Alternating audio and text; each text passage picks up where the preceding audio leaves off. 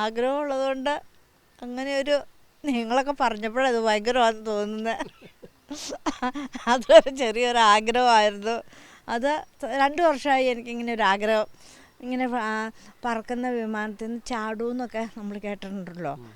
അപ്പോൾ ആ വിമാനത്തിൽ നിന്ന് ചാടി ഇങ്ങനെ പറന്ന് പോരുന്ന ആ ഒരു രംഗമൊക്കെ എൻ്റെ മനസ്സിലങ്ങനെ അങ്ങനെ എന്തെങ്കിലുമൊക്കെ കണ്ടാൽ ഇങ്ങനെ ഓരോ ഭാവനയിലിടുമല്ലോ നമ്മൾ.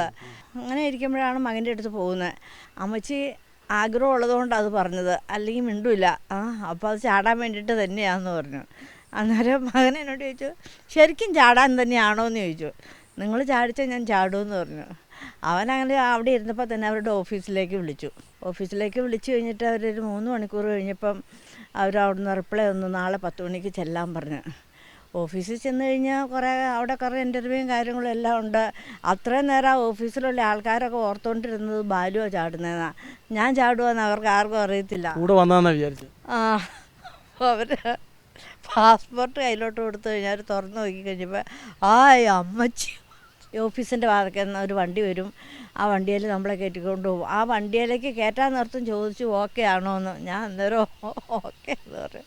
ഫ്ലൈറ്റ് എന്ന് പറഞ്ഞാൽ 15 പേർക്ക് ഇരിക്കാവുന്ന കുഞ്ഞു ഫ്ലൈറ്റാണ്. ഉയരം കുറവാ, ചെറിയ ഡോറും. അപ്പോൾ ആ ഫ്ലൈറ്റിൽ നമ്മൾ പോയി അവിടെ ഫ്ലൈറ്റിൽ കയറാൻ ആ നേരത്തും ഓക്കെ ആണോ എന്ന് ചോദിച്ചു. ഞാൻ ഓക്കെയാണ്. 4 പേര് ചാടി.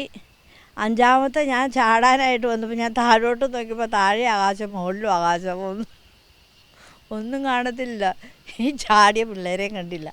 അത് കഴിഞ്ഞപ്പോഴാണ് ശരിക്കും ഉള്ളിൽ ചാടിപ്പോയ പിള്ളേരെ പിന്നെ കാണുമില്ലല്ലോ എന്നോർത്തു. അപ്പോൾ അവരൊരു സിഗ്നൽ തരുന്ന ഒന്ന് മൂളുള്ളൂ.